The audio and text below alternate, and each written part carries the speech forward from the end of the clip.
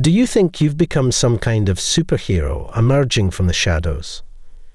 Chris sneered as he looked down on us. Fled beside me, Sherry, surrounded by 5 gang members, was trembling in fear. The leader of the gang encircling Sherry and me was Trevor. Breathing heavily, Trevor was loudly laying down the law. However, the moment he heard my name, Trevor suddenly changed his demeanour. Confused by Trevor's unexpected reaction, Chris raised his voice, attempting to incite an attack on us. But irritated by Chris, Trevor turned his back on us and glared at Chris, who was arrogantly standing behind. Unaware of my relationship with Trevor, Chris must have thought he could use the gang to harass me. And because of this, Chris, who had overstepped his bounds, ended up cornering himself into a dire situation. My name is David. This year, at 36, I have a somewhat unusual background. During my student years, convinced I had no allies, I clashed with others daily. Though sometimes mocked for my height, no one could match up to me, the strongest. Of course, I've had some trouble with the law. Only the police officer Kevin genuinely worried about me. You need to be kinder to people now that you are an adult. Adult Kevin always looked out for me, calming me down whenever I caused trouble. It was Kevin who introduced me to the military, a path I had never considered during my uncertain future. After enlisting, confident in my physical abilities, I was recognized by my superiors and underwent special training and various experiences. Reevaluating my life, I worked hard to study something I had never done before, hoping to be of some use to others. Years later, having risen to a position where I was in charge of a unit, I was assigned to a Special Forces team. Longing for a normal life after completing numerous missions, I retired from the Special Forces and took a job at a regular company. The company I joined was a small foreign trade firm dealing directly with international transactions and mainly mediating between companies. Occasionally, I have to deal with individuals who can't show their faces in broad daylight, which is why Mr. Thompson, president of my company, knowing my background, hired me also as a bodyguard. Never a fan of formalities, I found the daily routine of wearing a suit and working on a computer all suited to me. Yet, this mundane daily life felt fulfilling in its own way. I had no complaints about my job except for one unbearable aspect. It was Chris, my younger, taller boss, boasting about his prestigious university degree. He looked down on me as a high school graduate from the lower ranks. Chris's attitude was infuriating. Hey, you're a high school grad, right? It's amazing you got into this company, and at your age, it must have been your first job, huh? Must have been living a worthless life until now, right? Indeed, I am a high school graduate, but having served in the military and special forces, I pride myself on a rich life experience that is unmatched. Enduring Chris's endless and impressive college tales is an unbearable torment. Not going to college definitely means you've missed out on life, but I guess someone who's only experienced the bottom of the barrel, like you can't even imagine that. I couldn't accept that such a worthless man was managing a team as a boss. Sherry, my direct supervisor and the senior manager, always laughed off Chris's pompous behaviour and irritation towards me. Don't worry about it. We just need to do our job, feeling a familiar kindness in Sherry. I was surprised to find she was the daughter of my mentor, Kevin. While talking about Kevin, Chris, looking displeased, slammed my desk hard. Having fun with my Sherry, even though you're just a high school grad. You are 10 years too early for that. An irritated Chris dumped a mountain of work on me and left. Then Sherry looked at me worriedly. Is this okay? It's a lot, but compared to the operations in the Special Forces, this is nothing. Handling paperwork is not a big deal. However, Having spent over a decade in the isolated world of special forces, I lacked the manners and rules of a civilian. Without Sherry's support, I couldn't even properly set up meetings for outside sales. Sherry, though higher in position, is much younger in age. Her gestures of gently calming me, so obviously reminiscent of a parent-child relationship, felt nostalgically familiar. And every time Sherry joined me on outside visits, Chris would glare at me with jealous rage, grinding his teeth. It was obvious to anyone who saw it. Chris had set his sights on Sherry.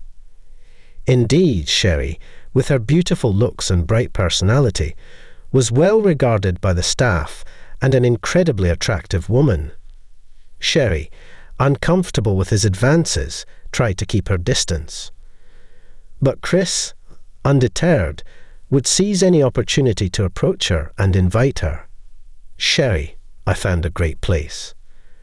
Let's go out for dinner, just the two of us tonight. Unable to bear it any longer, I grabbed Chris's hand as he attempted to touch a distressed Sherry. Ouch. What are you doing? Can't you see Sherry is troubled? And lately, touching a woman without consent is a big issue, isn't it? Do you even know who you're talking to? Unlike bottom-ring employees like you, I'm a manager, Chris boasted arrogantly, as if his position as a manager justified his behaviour. To me, it didn't matter what position he held. Sherry was the daughter of my mentor, and if she was in trouble, it was only right to help her. Chris tried to shake off my hand and landed a strong punch to my stomach. But such an attack hardly made an impact on my trained body. I feigned pain to appease him, and Chris sneered at me triumphantly. I'll let it go for today. Just don't ever get in the way of me and Sherry. He left in a good mood that time. But to protect Sherry, I continued to interfere with Chris's tyranny time and again. Then one day, I was suddenly summoned by the department head, Alex. It seemed Chris had been feeding Alex all sorts of stories.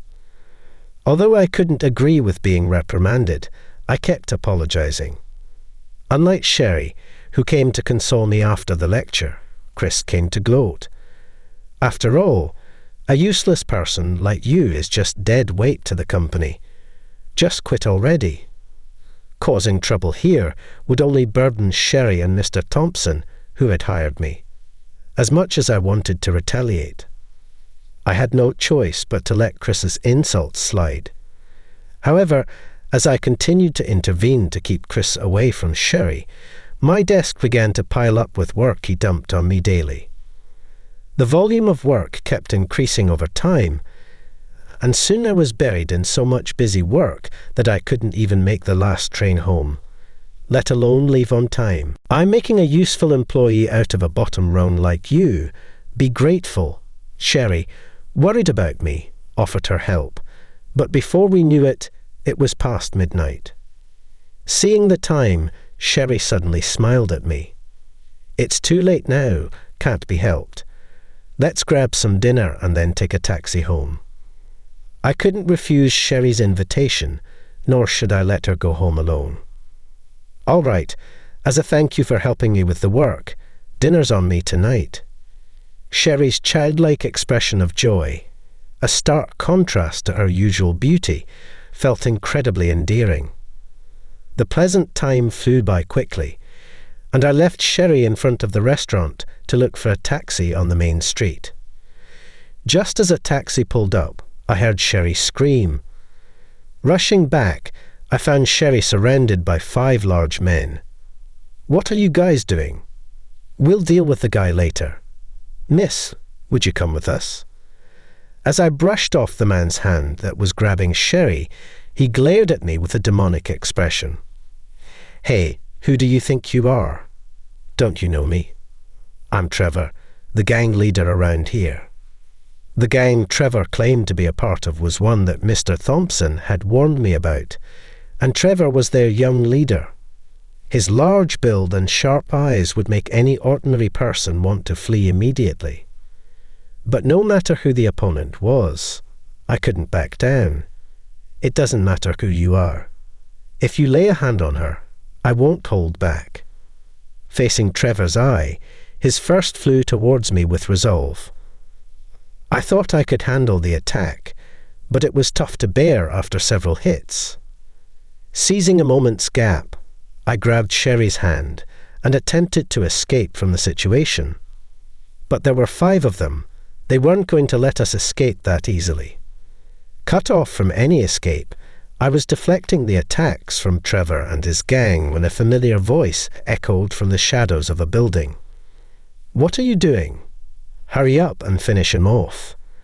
Emerging from hiding was none other than Chris. Standing before us, Chris arrogantly started spouting selfish remarks. "Hey, you think you're some kind of hero? You're no match for Trevor and his crew. Stay away from my Sherry."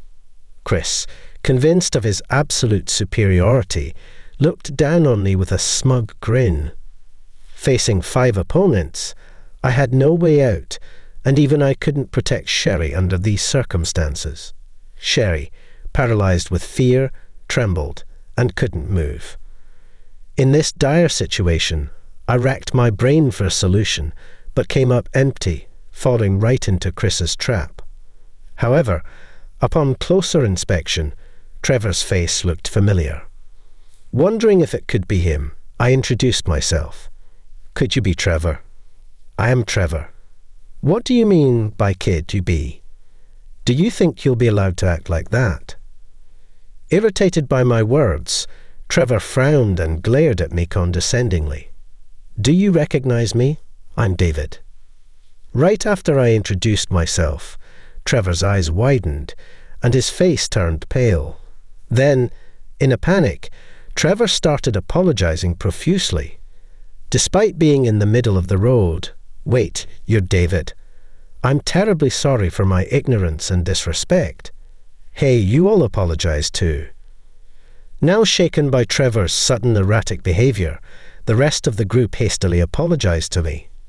Sherry, stunned by Trevor's bizarre actions, managed to stop trembling from the shock.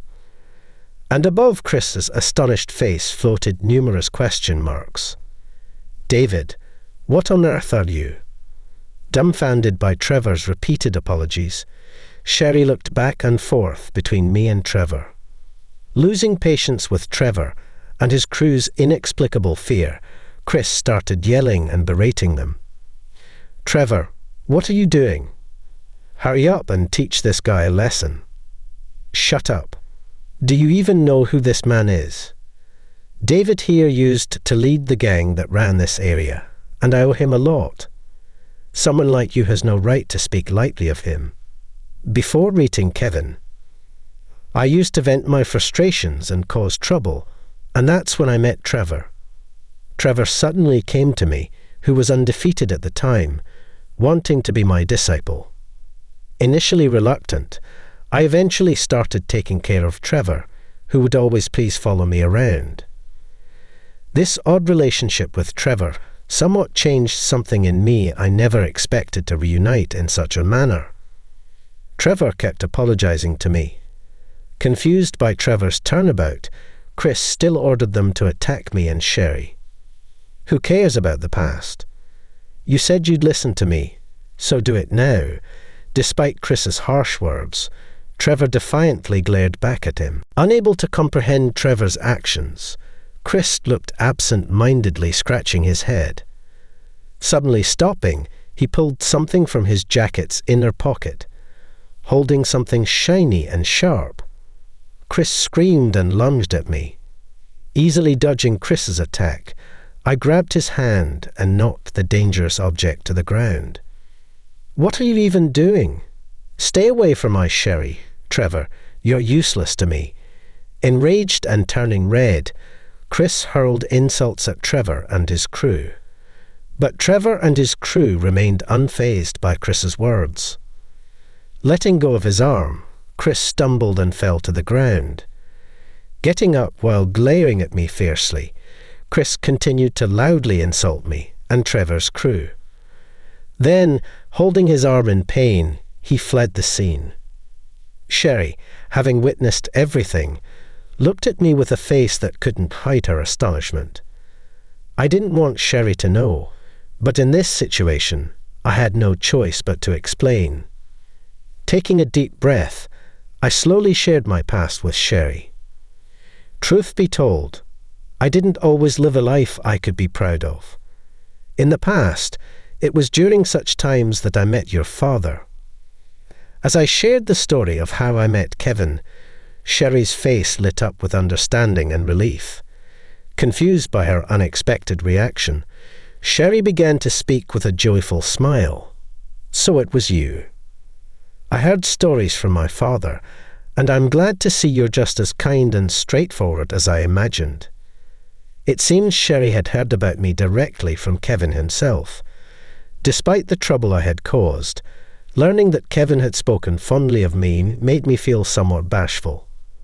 As Sherry and I shared this indescribable moment, Trevor approached apologetically. "David, I truly apologize for today. You've become a fine adult, different from before. I'm impressed all over again." Trevor's subordinates, confused by his reaction, kept their distance, watching the situation unfold. They must be wary of me now, a mysterious figure to whom Trevor has apologized. "David, let me make it up to you by driving you home. And please, miss, join us as well, gratefully accepting Trevor's offer."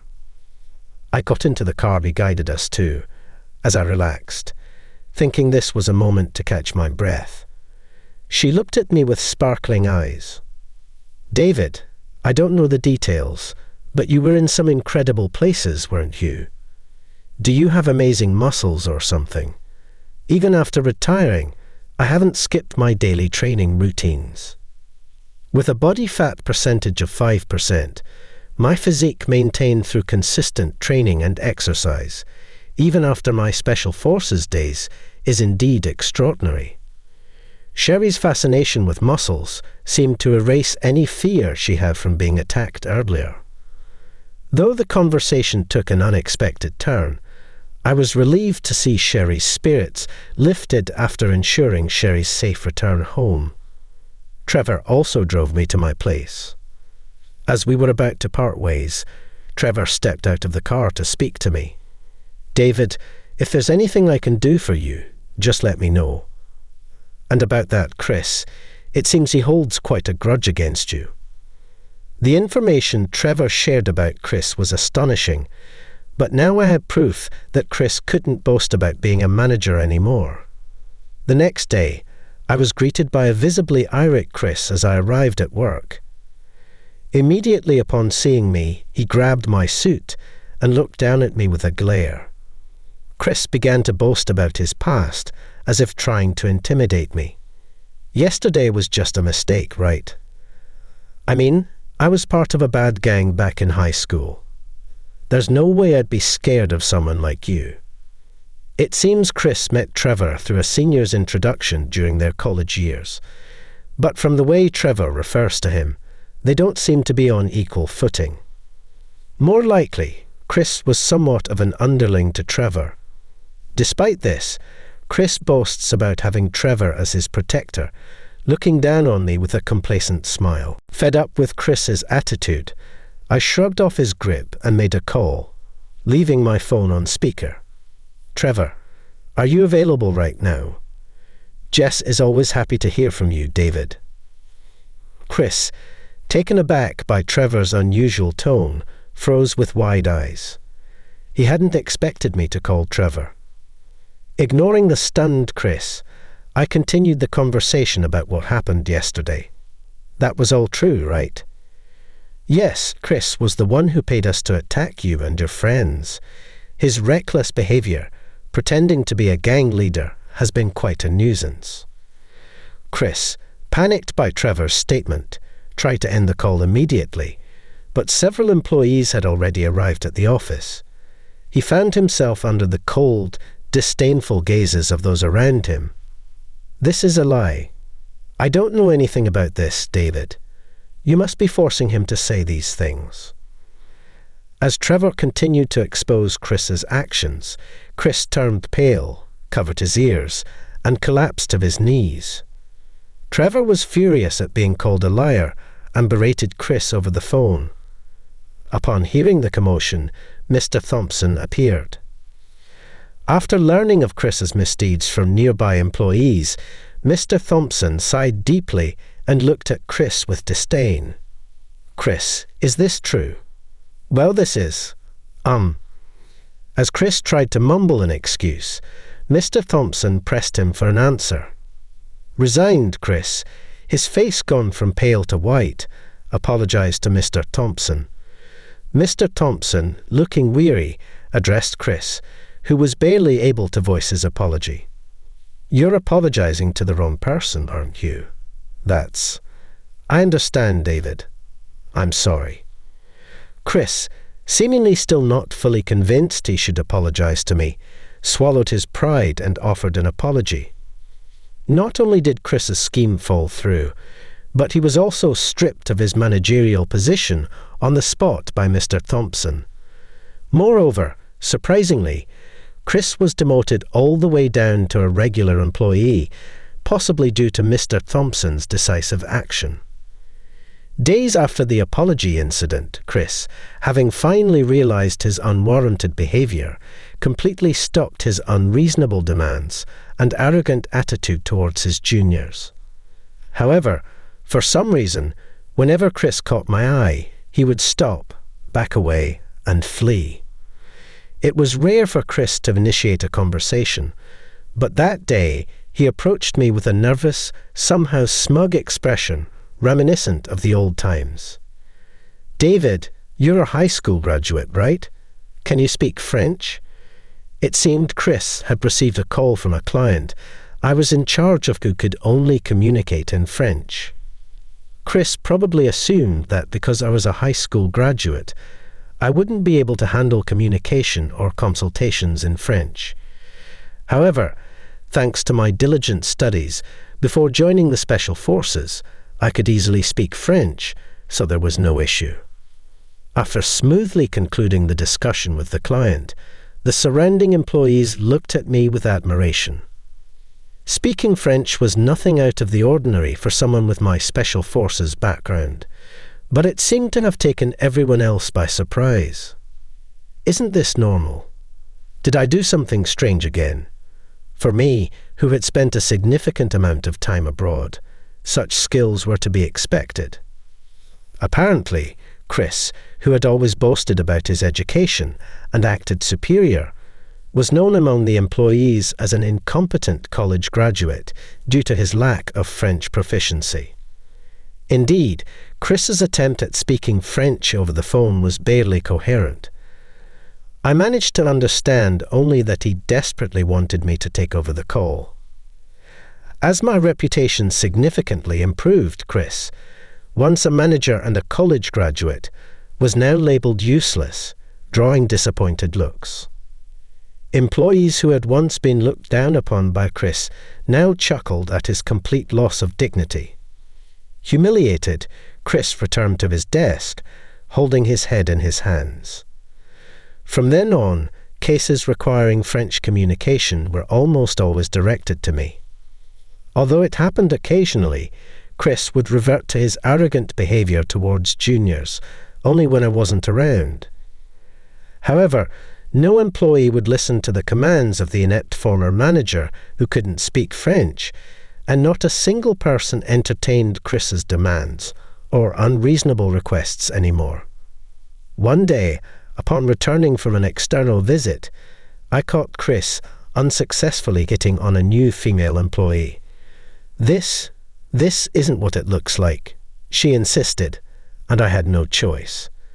"It's not my fault." Chris's excuses sounded nothing more than childish whining. Deeming his words unworthy of response, I whispered to him, "I'm still in touch with Trevor. That's why there hadn't been any recent troubles with that group. Trevor and his subordinates have been keeping an eye on you, Chris." Chris collapsed on the spot, shaking slightly as he stared off into the distance, all strength drained from his body. Afterward, Chris stopped his arrogant behavior and occasionally was even seen praising others. He must have changed his heart and reformed his ways. Still, he continues to glance my way, gauging my reactions every time our eyes meet. His face contorts, and he breaks into a cold sweat. Years have passed since I started working at this company, and although Sherry has since married and left, I was promoted to manager, and now Chris is the chief. He has completely changed his ways and become considerate of those around him. Chris has become a dependable member of my team. Having met Kevin and seeing people like Chris come to realize their mistakes, I've grown to believe that the world could be a better place if more people did the same. Having witnessed the darker side of humanity during my time in the Special Forces, my modest dream is for human conflicts to cease. It might seem naive for someone my age, but Kevin and Sherry always took my fanciful ideas seriously. I continue to maintain a friendly relationship with Kevin's family. While I may not be capable of much, if I can change even a few people's perspectives from looking down on others, I'll have made good use of my experiences.